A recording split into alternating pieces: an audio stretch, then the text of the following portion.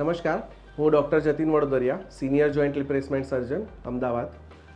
મિત્રો, શું તમે જાણો છો કે યુનિકોન્ડાલર ની રિપ્લેસમેન્ટ કે માઇક્રોપ્લાસ્ટી શું છે?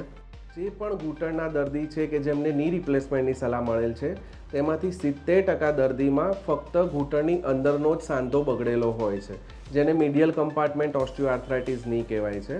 અને આવા દર્દીમાં આપણે માઇક્રોપ્લાસ્ટી અથવા તો યુનિકોન્ડાલર ની રિપ્લેસમેન્ટ કરીને ઘૂંટણનો જે કુદરતી સાંધો બચાવી શકીએ છીએ.